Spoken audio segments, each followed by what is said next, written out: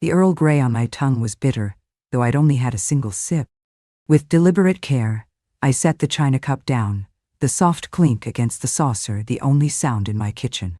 At 62, I had learned that silence often speaks louder than words, especially when those words threaten to burn bridges I wasn't quite ready to torch. Please subscribe to my channel. Mom, you look like you've seen a ghost. Alan's voice was laced with the patronizing softness I'd grown to recognize over the past 5 years, ever since he'd married Cynthia. My son, 40 years old, and still calling me when his taxes were a puzzle, stood in my doorway wearing his Sunday best and the practiced smile he reserved for difficult conversations. I studied his face, searching for a trace of the boy who used to climb into my lap when thunderstorms rattled the windows of our old farmhouse. The boy who promised he'd always take care of me after his father died. That boy had grown into a man who now stood before me with documents in his hand and his wife's poison in his ear. I'm fine, sweetheart. The endearment felt like sandpaper in my throat. Just enjoying my morning tea. Cynthia appeared behind him, her platinum blonde hair perfectly styled despite the early hour. She wore that expression I'd come to know so well, the one suggesting I was a burden she had graciously learned to tolerate for Alan's sake. At 35, she possessed a calculated beauty that required constant maintenance and admiration. What she lacked in genuine warmth, she made up for with an impressive ability to manipulate my son's guilt. "We brought the papers," she announced, her voice artificially bright. "Alan worked so hard to get everything transferred properly. The lakehouse is officially yours now, Judith, just like you always wanted." The lakehouse, our family's sanctuary for 3 generations. The place where my husband had taught Alan to fish, where I'd hosted countless summer gatherings, where I'd imagined spending my remaining years watching grandchildren, if I ever had any, learn to swim in the same crystal waters that had once reflected my own mother's lap. Alan stepped forward, pride radiating from him as he placed the manila envelope on my kitchen table. "I kept my promise, Mom. The house is in your name now. You can retire there, enjoy the peace and quiet. Maybe take up painting again like you always talked about." I picked up the envelope with steady hands, though my heart hammered against my ribs. Its weight felt wrong, too light for legal documents, too substantial for the lies I suspected it contained. Through the kitchen window, autumn sunlight filtered through the maple tree Alan's father had planted the year our son was born. Its leaves had begun their descent, carpeting the ground in shades of amber and rust. "That's very thoughtful of you both." I opened the envelope slowly, buying time to school my expression. The papers inside looked official enough, complete with notary stamps and legal letterhead. But I'd learned long ago not to trust appearances, especially where Cynthia was concerned. "We thought you might want to drive up there this weekend," Cynthia suggested, perching on the edge of a kitchen chair with the grace of a woman who'd never worked a day in her life. "See how everything looks after the winter maintenance Alan arranged." A cold knot formed in my stomach. "That's a lovely idea. In fact, I think I'll drive up today." Alan's smile faltered slightly. "Today? But we were hoping." "I'm 62, not 92, I interrupted gently. "I'm perfectly capable of making a 3-hour drive to see my own property."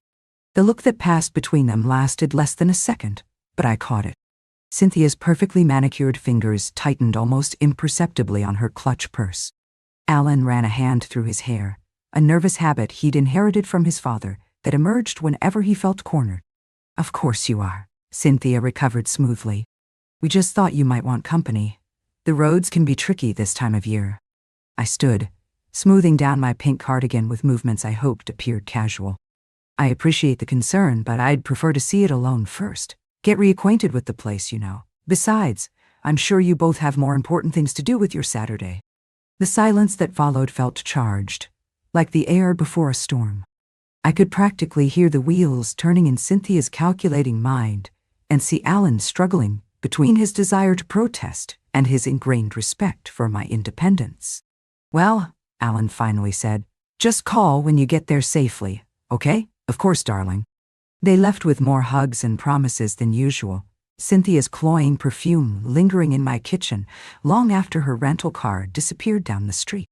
I stood at the window, watching until I was certain they were gone, then returned to the table where the envelope lay open like a wound. The drive north took exactly 2 hours and 47 minutes. I had made this journey hundreds of times, but today felt different.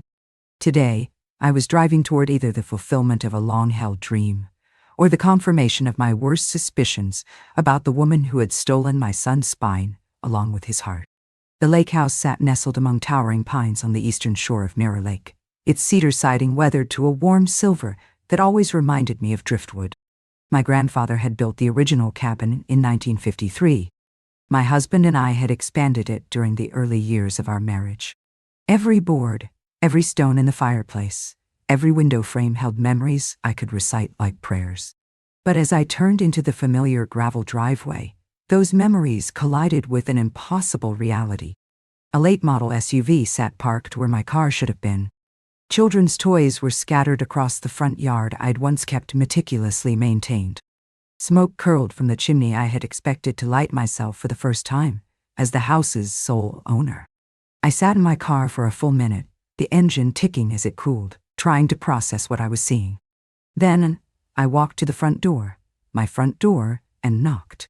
A woman in her 30s answered, a toddler balanced on her hip and confusion written across her pleasant face. "Can I help you?" "I'm sorry to bother you," I managed, my voice remarkably steady. "I think there might be some mistake. This is my house." Her confusion deepened. "Your house, ma'am? We've been renting this place for 8 months. We have a lease agreement with the property management company." 8 months. The same period during which Alan had been promising to transfer the deed, assuring me monthly that the legal process was almost complete. "May I ask who you're renting from?" She called over her shoulder, and a man appeared, presumably her husband. After a brief whispered conversation, he produced a folder from a kitchen drawer. "Lakeside Property Management," he said, showing me the letterhead. "We're paid up through next summer. Is there some kind of problem?" I accepted the papers he offered, scanning the details with a growing sense of horror. The lease was legitimate, legally binding, and signed by someone representing the property owner, someone who had used forged documents to gain legal control of a house that should have been mine. "Thank you," I said quietly, handing back their lease. "I'm sorry to have disturbed you. I think I need to make some phone calls." The drive home passed in a blur of autumn landscape and mounting rage. Not the hot, explosive anger I might have felt in my younger years, but something cooler and more dangerous, the kind of fury that calculates instead of combusts. I called Alan before I had even reached my own driveway. "Mom, how's the house? Did you—" "Alan," my voice cut through his enthusiasm like a blade. "There are people living in the lake house, a family with a legal lease." The silence on the other end stretched so long, I wondered if the call had dropped. "Finally, that's impossible. I handled everything myself. I have the papers. So do I. And they're worthless. Someone sold the house, Alan. Someone forged documents and took the money." What? I could hear him breathing, could almost feel his world shifting on its axis the way mine had shifted an hour earlier. "I need to see you," I continued. "Both of you, tonight. Mom, I'm sure there's an explanation." "Yes," I agreed. "I'm sure there is." I ended the call and sat in my driveway as darkness crept across the neighborhood. Through my kitchen window, I could see the table where they'd presented me with their lies that morning, could imagine Cynthia sitting there with her perfect smile and her poisonous intentions. My phone buzzed with a text from Alan. "Iggy, can we come over tomorrow instead? Cynthia is not feeling well." I stared at the message for a long moment, then typed back, "Tonight, 8:30. This is not a request. Enter." The waiting was the hardest part. I made dinner I couldn't eat, tried to read a book I couldn't focus on, and rehearsed conversations I wasn't sure I'd have the strength to finish. By the time their headlights swept across my front yard, I had settled into the kind of calm that comes after acceptance. The peaceful eye of a storm that had not yet broken. They arrived together, Alan looking haggard, and Cynthia wearing an expression of wounded innocence I recognized from every family gathering where her behavior had been questioned.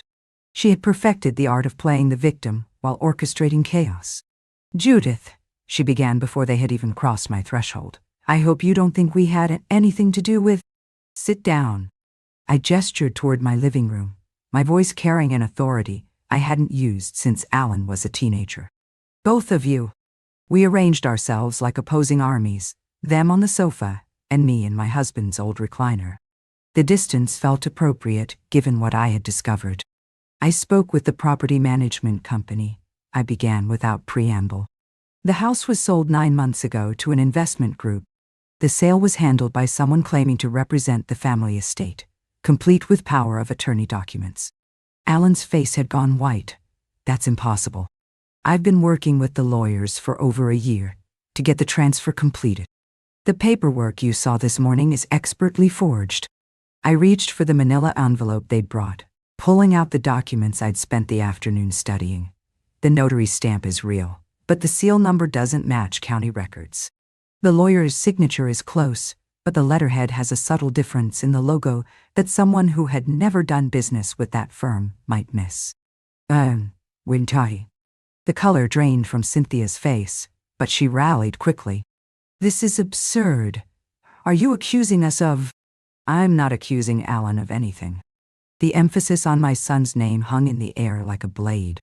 But someone with access to family documents, someone who understood the legal process and had months to plan, someone who needed money badly enough to steal from their own family, that someone sold our lake house and kept the proceeds. Alan turned to look at his wife, and I watched understanding dawn across his features, like a sunrise over a devastated landscape. Cynthia, tell me you didn't. Don't be ridiculous. But her voice lacked its usual conviction, and her hands trembled as she reached for her purse. Judith's just confused. She's getting older, and sometimes… I called the bank, I interrupted quietly. The account where you've been depositing Alan's paychecks for the past year. It shows a deposit of $237,000 8 months ago. The same week, the house was sold. The silence that followed was so complete I could hear the furnace cycling on in the basement. Alan stared at his wife, as if seeing her for the first time, while Cynthia's carefully constructed facade finally began to crumble. You don't understand, she whispered. I have debts. Credit cards, medical bills from before we were married. I was going to pay it back. I was going to buy… What? I asked, though I already suspected the answer. Alan found his voice. The jewelry, the car, the renovations to our house. He was speaking to himself more than to us, pieces of a puzzle falling into place with sickening clarity. You said your grandmother left you money. She did. She left me some money, but not enough, and the creditors were threatening to. So you stole my mother's house. Alan's voice was flat, emotionless. You stole her home and let me believe I was giving it to her as a gift. I watched my son's world implode with a mixture of sorrow and satisfaction.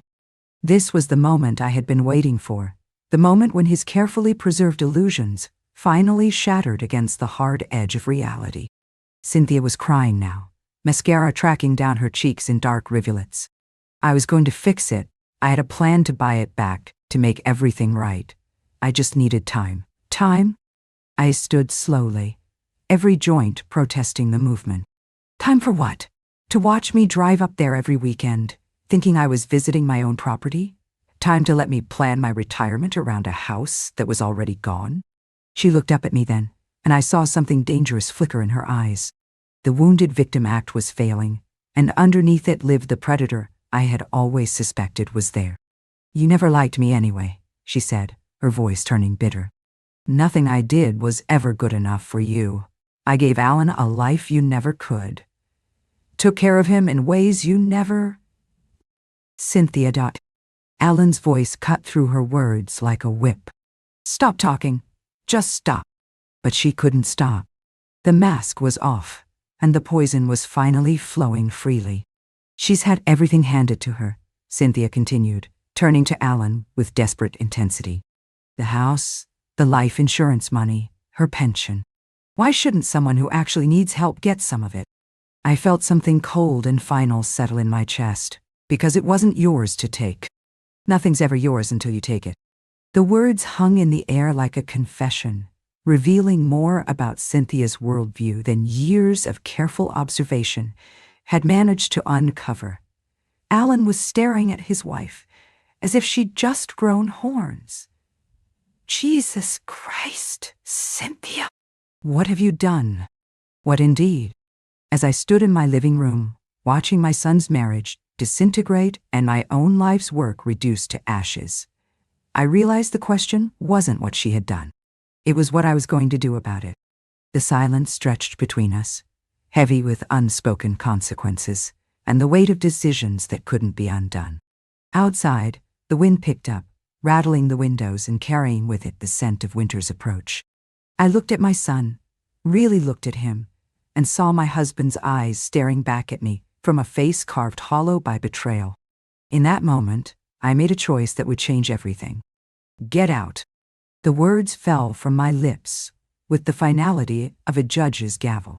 Alan's head snapped up, his face a mask of confusion and dawning horror. Mom, please, let me fix this. I'll find a way to wait. I said, get out. I remained standing, my hands steady despite the earthquake happening beneath my ribs. Both of you. Cynthia had stopped crying, her tear-streaked face now calculating as she sensed the shift in power. Judith, you're being dramatic. We can work through this as a family. Family? The word tasted like ash. You sold my family's heritage for your shopping addiction and gambling debts. You made my son complicit in your theft. You are not my family. Alan stood slowly, his movements like those of a man who had aged decades in the span of an hour.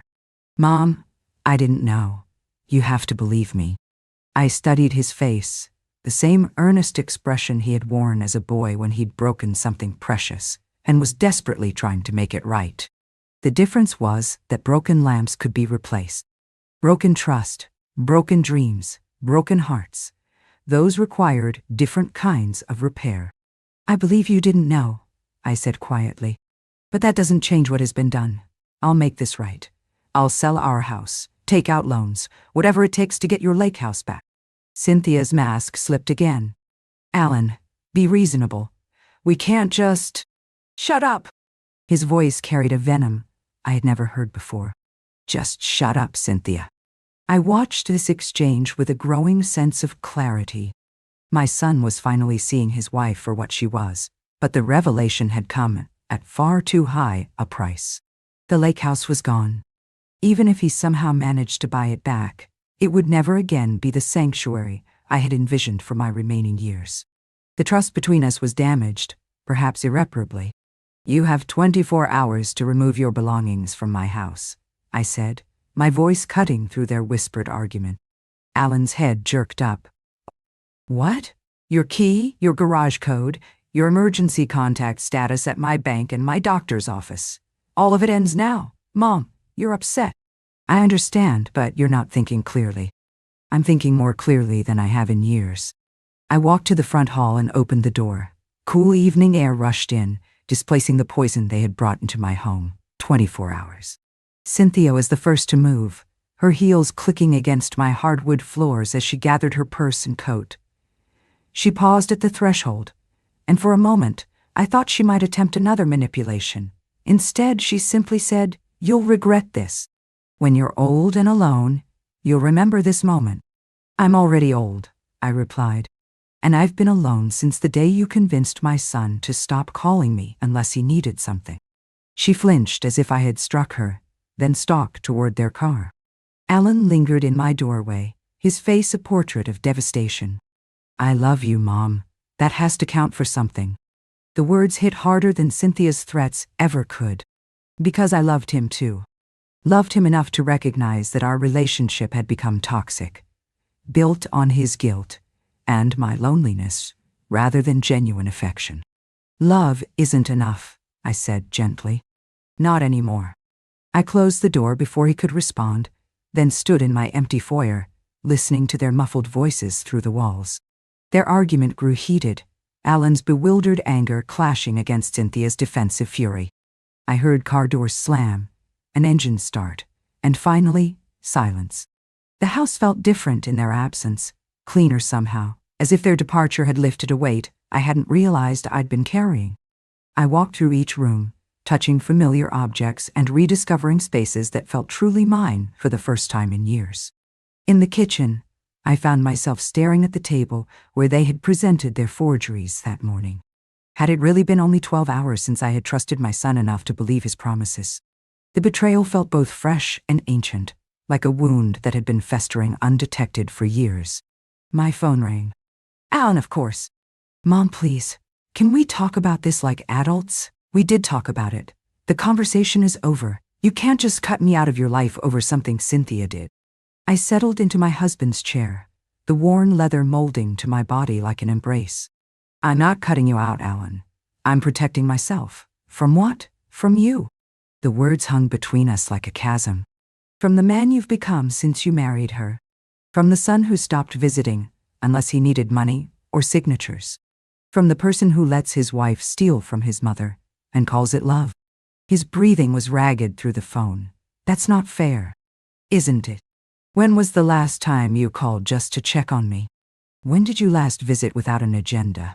When did you stop being my son and start being her accomplice? The silence stretched until I wondered if he had hung up.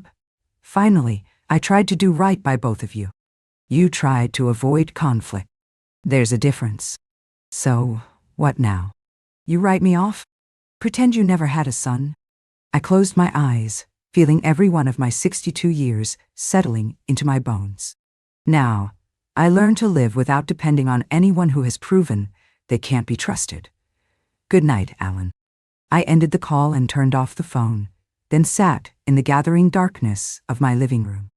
Outside, streetlights flickered on, and my neighbors began their evening routines.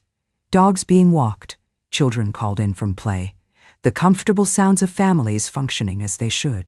The next morning brought an autumn rain and an unexpected visitor. I was sitting at my kitchen table with coffee and the newspaper when a knock interrupted my solitude. Through the peephole, I saw a woman I didn't immediately recognize, mid-40s, with graying brown hair and kind eyes behind wire-rimmed glasses. Mrs. Larson? I'm Janet Peterson. I work at Lakeside Property Management. My stomach clenched, but I opened the door. Ms. Peterson, what can I do for you? May I come in? I think there's something you need to know about your property. I led her to the living room, noting how her eyes took in the family photos and personal touches that marked this as a home rather than just a house. She seemed nervous, her hands fidgeting with a manila folder that looked depressingly familiar. I've been managing the lakehouse for the past 8 months, she began. When I heard you had visited yesterday, I did some research into the sale records. The documents we were given don't match the county records. Not exactly, anyway. There are discrepancies in the signatures, inconsistencies in the notarization. She opened her folder, spreading papers across my coffee table. I've been in this business for 15 years, and something about this transaction never felt right. Hope. Dangerous, fragile hope, unfurled in my chest. What are you saying? I'm saying the sale might not be legally valid. If the documents were forged, if the power of attorney was falsified, then the current ownership can be challenged in court. I stared at the papers, afraid to believe what she was suggesting. What would that mean for the family currently living there? If the sale is voided, they would be relocated and compensated for their moving expenses. They knew they were taking a risk with a below-market lease. Most legitimate properties in that area rent for twice what they're paying. Janet Peterson leaned forward, her expression earnest. Mrs. Larson, I specialize in property fraud cases. I've seen this pattern before, family members or trusted individuals using forged documents to liquidate assets. If you're willing to pursue this legally, I think we can get your house back. The words washed over me like an absolution. My house, not lost forever, not a sacrifice to Cynthia's greed, but recoverable through legal channels that would ensure justice was served. What would I need to do? First, we'd need to file a police report for fraud and theft. Then, civil proceedings to void the sale. It won't be quick or cheap, but if you're serious about this. I thought of Alan's promise to make things right, of his offer to sell his own home to buy back what Cynthia had stolen. This path would make his sacrifice unnecessary while ensuring that Cynthia faced real consequences for her actions. I'm very serious, I said. Janet smiled for the first time since she arrived. Good. Because I've been hoping someone would challenge this sale since the day it crossed my desk. We spent the next 2 hours reviewing documentation and planning our strategy. Janet's expertise became clear as she walked me through the legal process, explaining how property fraud cases worked and what evidence we would need. The beauty of this particular fraud, she explained, is that your daughter-in-law got greedy. If she'd sold for market value, it might have been harder to prove criminal intent. But she sold a $400,000 property for $237,000. That suggests she was in a hurry to liquidate and didn't care about maximizing value. She needed fast cash to pay off debts, I confirm. Exactly. And that desperation led to sloppy work on the forgeries. A more careful criminal might have gotten away with this. After Janet left, I sat in my kitchen with her business card and a sense of purpose I hadn't felt in years.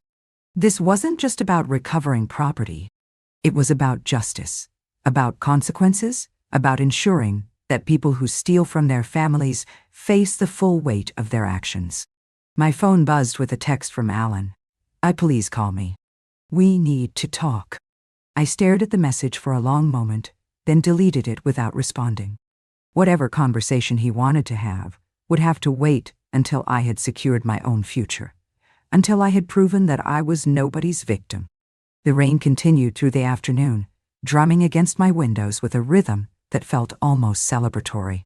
For the first time in months, I had something to look forward to that didn't depend on my son's promises or his wife's cooperation. I had justice. And justice, I was beginning to understand, was a dish best served with excellent legal counsel and irrefutable evidence. The police station smelled of burnt coffee and institutional disinfectant. Detective Maria Santos looked younger than my son, but her eyes held the kind of weariness that comes from seeing too much human cruelty too early in life. She listened to my story without interruption, occasionally making notes in a file that seemed impossibly thin for something that had destroyed my trust in my own family. Property fraud cases are tricky, she said when I finished, especially when they involve family members. Are you certain you want to pursue criminal charges against your daughter-in-law? I'm certain. The words came out steadier than I felt. She stole from me. The fact that she's married to my son doesn't change that. Detective Santos nodded, but I caught something in her expression. Pity, perhaps, or the recognition of a pain she had witnessed before. I have to ask, what is your relationship like with your son? Is there any possibility he was involved in the fraud? The question hit like a physical blow, even though I had been asking myself the same thing for days. I don't think so. But I'm not sure I trust my own judgment anymore. That's honest. And probably smart. She pulled out a digital recorder. Let's start from the beginning. I need everything. Dates, conversations, financial records, anything that might help establish a timeline. For the next 2 hours, I dissected my relationship with Alan and Cynthia, searching for clues I might have missed. The detective's questions were gentle but relentless, forcing me to examine memories I would have preferred to leave buried. Your son never questioned the delay in transferring the property? Santos asked. He said legal processes take time, that the lawyers were being thorough. I paused, remembering Alan's explanations. He seemed as frustrated by the delays as I was, or he was a very good actor. The possibility hung between us like a poisonous cloud. I had spent 3 days believing in Alan's innocence, but doubt was a patient predator, and it was beginning to feast on my certainty. We'll start with the financial records, Santos said, closing her notebook. Bank statements, the forged documents, anything related to the property sale. My partner and I will coordinate with your attorney. Ms. Peterson gave me her card to make sure we're not stepping on each other's toes. I left the police station feeling simultaneously empowered and exhausted. The investigation was beginning, but justice, I was learning, was a marathon rather than a sprint. Janet Peterson had arranged for me to meet with Ernest Powell, an attorney who specialized in property fraud. His office occupied the top floor of a downtown building, all glass and steel and expensive furniture that whispered of competence and success. Mrs. Larson, he said, rising from behind a desk that could have doubled as a landing strip. Janet told me about your situation. I've reviewed the preliminary documentation, and I believe we have an excellent case. Chen was perhaps 50, with silver threading through his black hair and the kind of confidence that comes from winning battles in courtrooms. He spread documents across his conference table with the precision of a surgeon laying out instruments. "The forgeries are actually quite good," he said, almost admiringly, "but not perfect. The notary's seal is authentic, but it was reported stolen from the notary's car 6 months before your house was sold. The signature on the power of attorney is close enough to fool a casual observer, but a handwriting expert will spot the differences immediately." "How do you know all this already? I've been investigating similar cases for 15 years. Your daughter-in-law used a network that's been operating in this area for the past 3 years. They specialize in quick property liquidation for people with gambling debts or other financial pressures." The words hit me like ice water. Gambling debts? Chen nodded grimly. "According to the bank records Janet obtained, your daughter-in-law has been making regular payments to 3 different online gambling sites. The pattern suggests someone with a serious addiction who was using stolen funds to chase her losses." I sank into the leather chair across from his desk, feeling the last of my illusions crumble. This wasn't just about credit card debt or medical bills. Cynthia had gambled away my inheritance, my security, my dreams of a peaceful retirement. She had fed my family's legacy into slot machines and poker apps. "There's more," Powell continued, his voice now gentle. "The investigation has uncovered—" "Your daughter-in-law appears to have been working with this fraud ring for at least 18 months. You're not the first family member she's targeted." "Other family members?" "Her previous husband's elderly father, a disabled cousin who trusted her with financial power of attorney. The pattern is consistent. She gains access to family assets through trust and marriage, then liquidates everything she can get her hands on." The room seemed to tilt around me. Alan hadn't just married a woman with financial problems. He had married a predator who specialized in exploiting family trust. And I had welcomed her into our lives, made excuses for her coldness, attributed her behavior to stress or misunderstanding. "Mr. Powell," I said carefully, "I need to know something. Is it possible my son was involved? Willingly, I mean." The attorney studied my face with practiced compassion. "Based on what I've seen so far, I don't think so. Your son's financial records show consistent surprise at their improving finances. He believed the story about your daughter-in-law's grandmother leaving her money. But Mrs. Larson, you should prepare yourself for the possibility that his innocence might not matter in court." "What do you mean? If the prosecution can prove he benefited from the proceeds of the fraud?" "And he did. Raw home improvements and lifestyle upgrades. Could face charges." The thought of Alan in handcuffs, of my son facing criminal charges because of the woman he had trusted, made my stomach lurch. But beneath the maternal horror, a colder voice reminded me that consequences were consequences, regardless of intention. What happens now? Now we let the criminal investigation proceed while we prepare the civil case to recover your property. The beauty of this situation is that the current owners, the family renting your lake house, are actually cooperating with us. They want out of this mess as much as you want a resolution." Chen walked me to the elevator, his hand briefly touching my shoulder in a gesture that felt grandfatherly despite our similar ages. "Mrs. Larson, I want you to understand something. What your daughter-in-law did to you, it's not your fault. These people are professionals. They count on family loyalty and trust to protect them from scrutiny." The elevator doors closed on his words, but they echoed in my mind during the drive home. Professional. Cynthia wasn't just a selfish woman who had made desperate choices. She was a criminal who had studied our family dynamic and exploited our weaknesses with surgical precision. My house felt like a sanctuary when I finally walked through the front door. 3 days ago, it had been the place where I had discovered betrayal. Now, it was becoming my fortress, the place where I would plan my counterattack. I made tea and settled into my husband's chair with the file of documents Powell had given me. Bank records, police reports, legal briefs. The paper trail of Cynthia's destruction read like a textbook on family exploitation. My phone had been buzzing intermittently all day. Texts from Alan that I hadn't opened, missed calls I hadn't returned.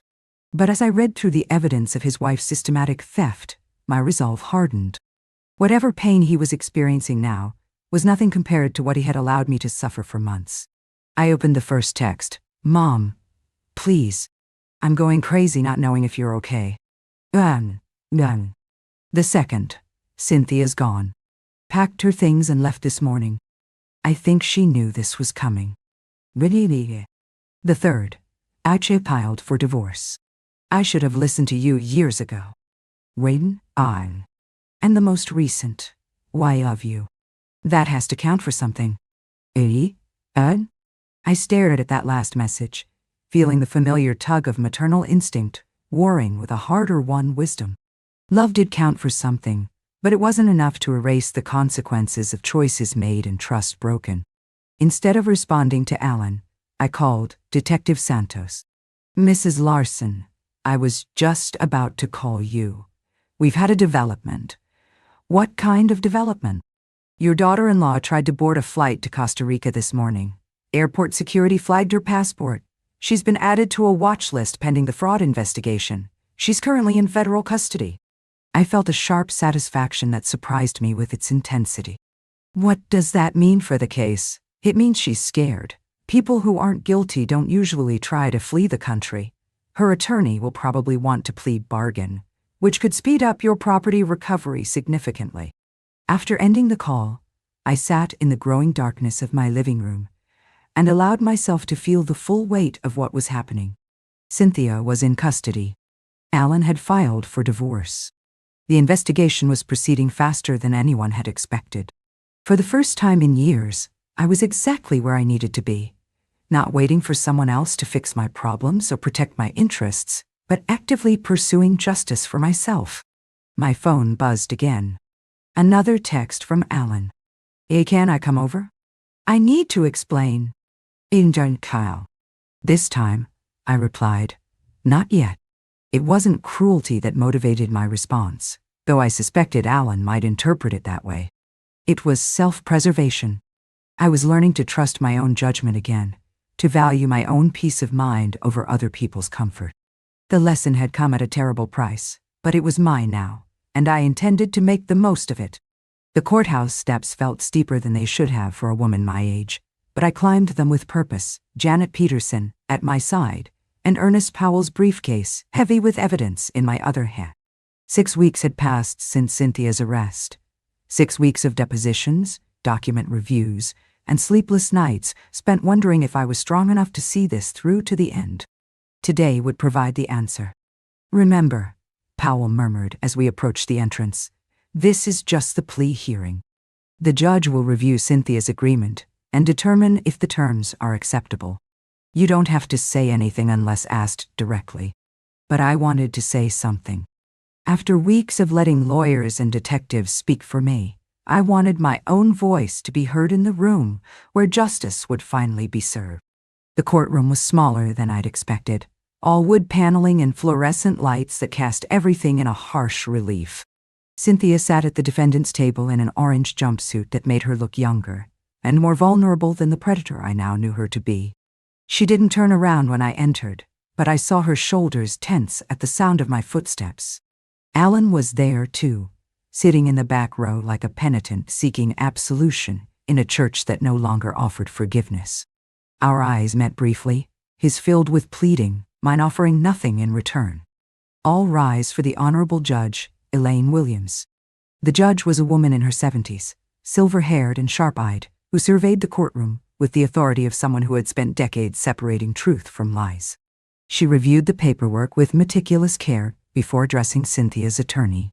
Mr. Morgan, your client is prepared to accept the plea agreement as outlined? Yes, Your Honor. Mrs. Larson, the defendant, pleads guilty to grand theft, fraud, and identity theft. In exchange for her cooperation in recovering additional stolen assets and providing information about her co-conspirators, the prosecution recommends a sentence of 3 to 5 years, with eligibility for parole, after 18 months.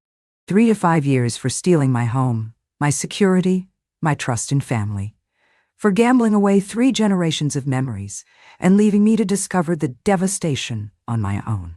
It seemed both too little and exactly enough.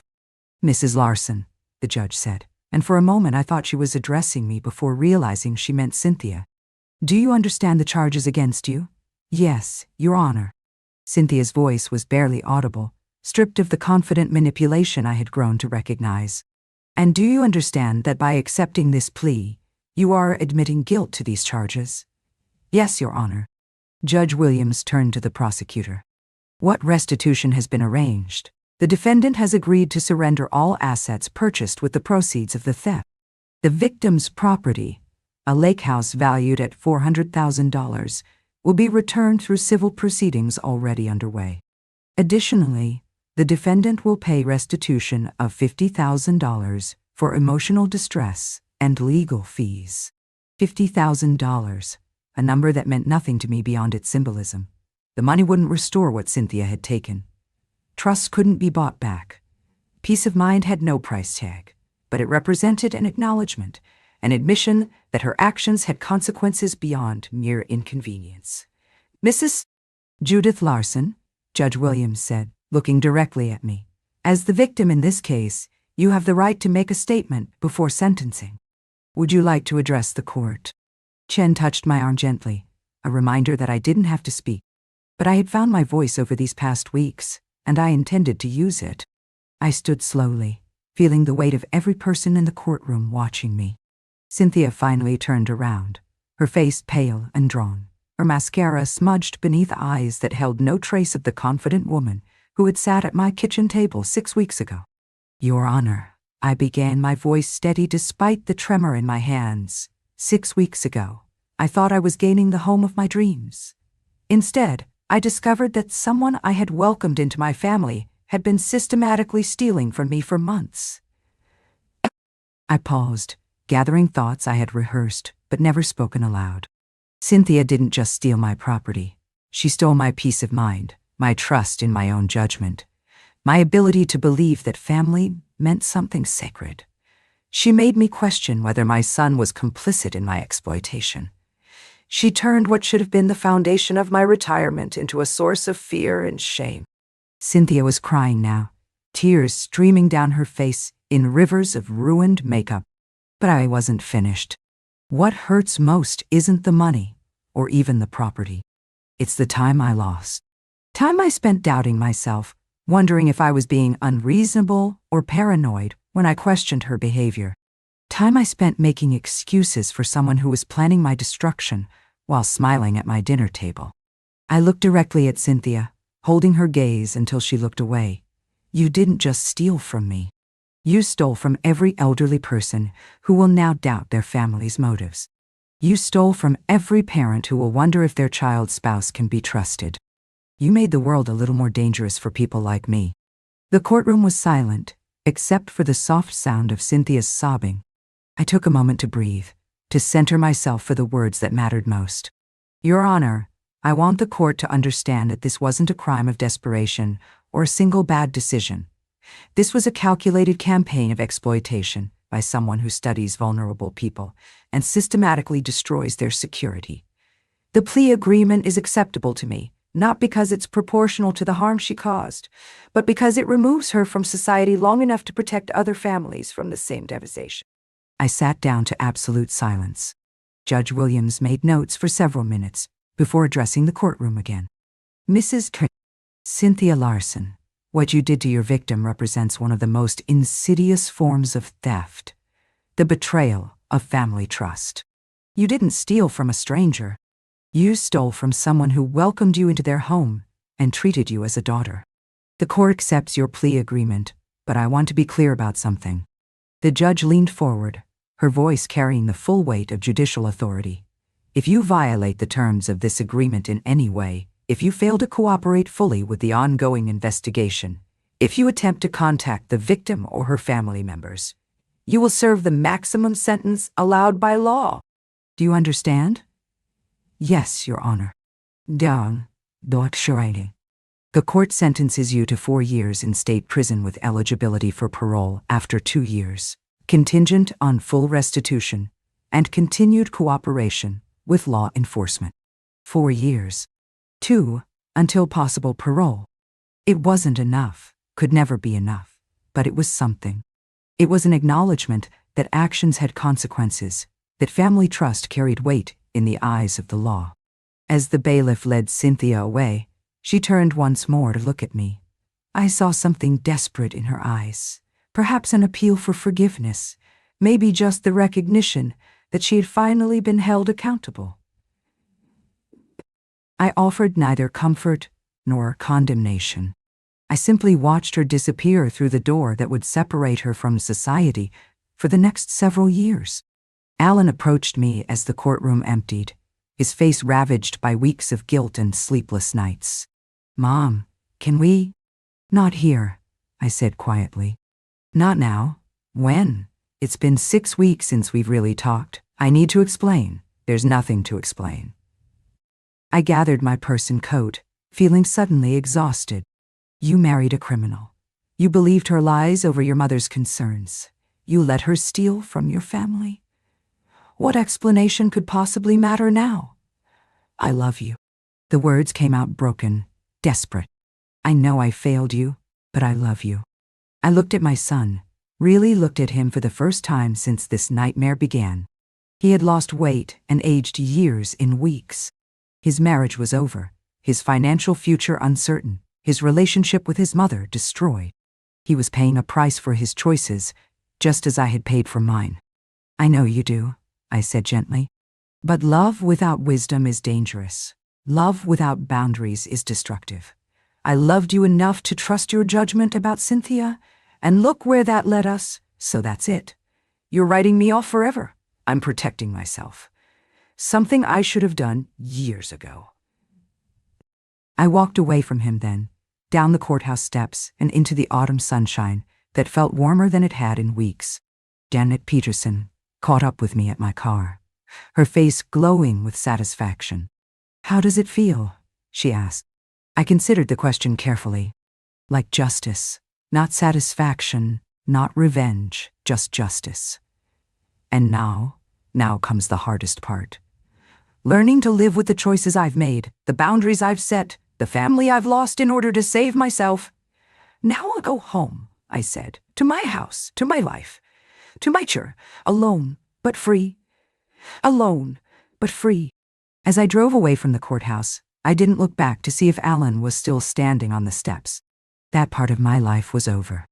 The woman who had sacrificed her peace of mind for family harmony was gone, replaced by someone who understood that self-preservation wasn't selfish. It was survival. 3 months later, I stood on the deck of my lake house, watching the first snow of winter dust the pine trees that had sheltered 3 generations of my family. The coffee in my hands steamed in the cold air, and for the first time in years, I felt completely, utterly at peace. The legal proceedings had concluded faster than anyone expected.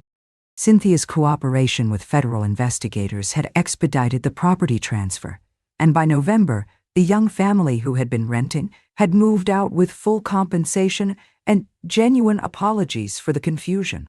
They had left the house cleaner than they'd found it, as if trying to erase any trace of the crime that had brought them there. I had moved in permanently 2 weeks ago, selling my house in town to a young couple who reminded me painfully of Alan and myself 30 years earlier. The proceeds, combined with Cynthia's restitution payments, had given me more financial security than I'd enjoyed since my husband's death. It was ironic that my daughter-in-law's crime had ultimately improved my circumstances. My phone sat silent on the kitchen counter, as it had for weeks now. Alan's calls had gradually decreased from daily to weekly to nothing at all. I had heard through Janet Peterson, who had become an unexpected friend, that he had sold the house he'd shared with Cynthia and moved into an apartment across town. He was working overtime to pay legal fees and trying to rebuild a life that no longer included either his wife or his mother. Sometimes, in the quiet hours before dawn, I felt something that might have been guilt about his isolation. But guilt was a luxury I could no longer afford. I had spent too many years sacrificing my judgment for other people's comfort, and the price had nearly destroyed me. The sound of a car on the gravel driveway interrupted my thoughts. I wasn't expecting anyone. Janet wasn't due until next week, and my few remaining friends knew I preferred advanced notice. Through the window, I watched an unfamiliar sedan park next to my car. The woman who emerged looked to be in her early 30s, with auburn hair and a face that seemed vaguely familiar. She moved with the careful deliberation of someone approaching a difficult conversation, and my instincts, sharpened by recent experience, immediately went on alert. I opened the door before she could knock, studying her features and trying to place where I might have seen her before. "Mrs. Larson? Judith Larson? Yes, and you are?" "My name is Lucille Mitchell. I was Lucille Larson until about 8 years ago." She paused, gathering courage for whatever she had come to say. "Cynthia is my older sister." The words hit like ice water. I gripped the doorframe, studying this woman who shared genetic material with the person who had nearly destroyed my life. The resemblance was subtle but unmistakable. The same bone structure, the same calculating intelligence in her eyes, though tempered by something that looked like genuine remorse.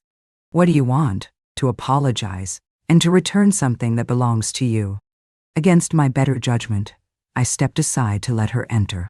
She moved through my living room with the same careful assessment I had seen in Cynthia, but where my former daughter-in-law had evaluated everything for potential exploitation, Lucille seemed to be cataloging the damage her sister had caused. "I didn't know," she said without preamble, "about what she did to you, to your family. I didn't know until the FBI contacted me 3 months ago." "The FBI?" "Cynthia is part of a federal investigation now. They've connected her to at least 12 other cases across 4 states. Elderly victims, family members, anyone with assets she could access through trust or marriage." Lucille's voice was steady, but I caught the tremor of shame beneath her composure. "They wanted to know if I had been aware of her activities." I gestured toward the sofa, suddenly needing to sit down. "And had you been?" "No. But I should have been." Lucille remained standing, too agitated for comfort. "I've been estranged from Cynthia for 8 years. Ever since she tried to steal my inheritance when our grandmother died. I thought that was an isolated incident, desperation after her first divorce. I never imagined she had made it her profession. The similarities between our stories weren't lost on me. Your inheritance? $50,000 and some jewelry. Not enough to retire on, but significant to me at the time. Cynthia forged documents to claim she was the sole beneficiary, then tried to gaslight me into believing I had misremembered our grandmother's wishes." Lucille's laugh was bitter. "I was 23 and trusted my sister. It took 6 months to prove the forgery and get my money back. But you never reported it." "No, she was family. I thought cutting contact was enough." Lucille finally sat down, her composure cracking slightly. "I've spent 8 years wondering if I could have prevented what happened to other people if I had pressed charges then. I studied this woman who carried the burden of her sister's crimes in her conscience." "Why are you here, Lucille?" She reached into her purse and withdrew a small jewelry box, antique silver, with delicate engravings that spoke of previous generations. "This belonged to your mother-in-law.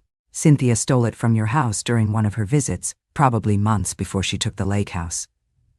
The FBI recovered it from a pawn shop in Chicago." My hands trembled as I opened the box.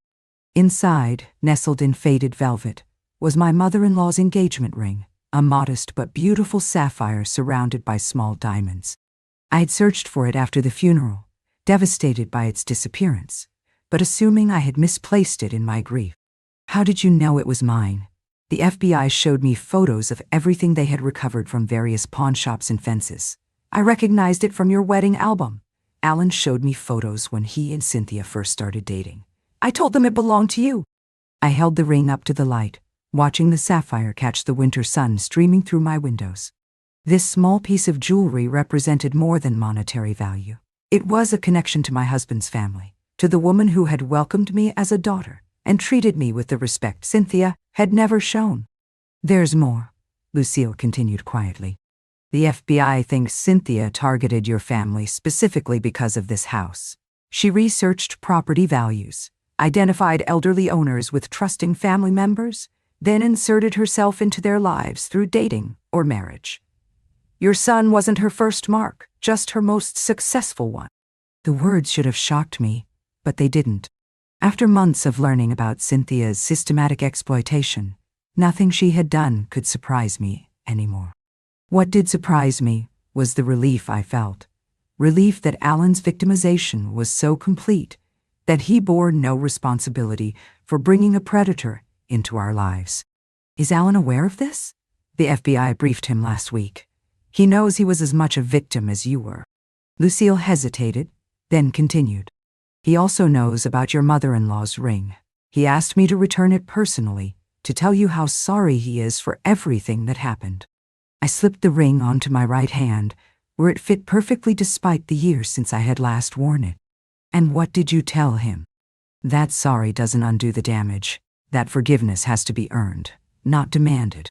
Lucille stood again, moving toward the door. But I also told him that cutting him out of your life completely might be punishing yourself as much as him. Is that what you think? I think Cynthia destroyed enough relationships. I think she would be satisfied knowing that her crimes continue to isolate people from their families, even after she's in prison.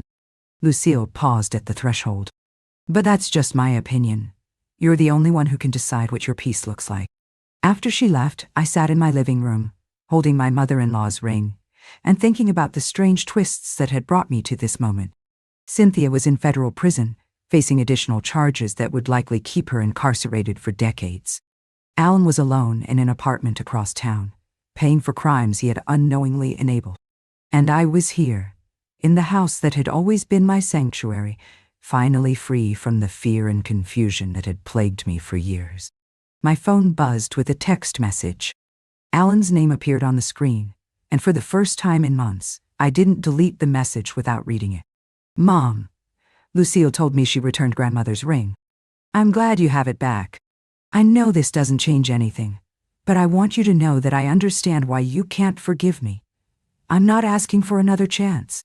I just want you to be happy. I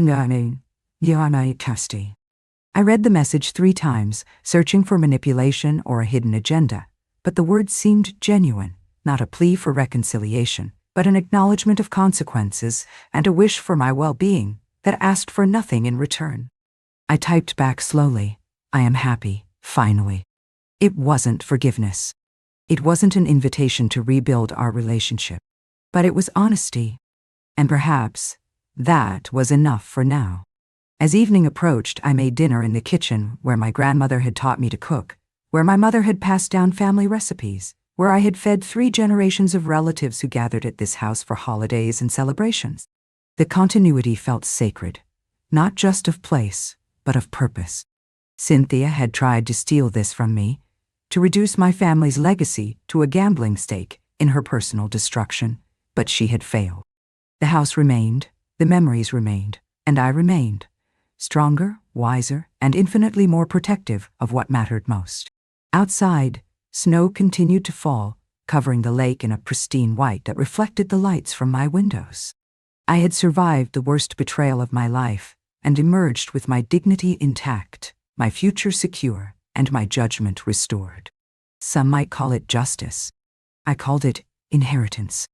Not the material kind that could be stolen or forged away, but the deeper legacy of strength and resilience that no criminal could ever touch. In the end, that inheritance proved to be worth more than any property Cynthia could have stolen. It was the one thing she would never understand, never target, and never take away. It was the knowledge that I was enough, alone and unafraid, in the home where I belonged.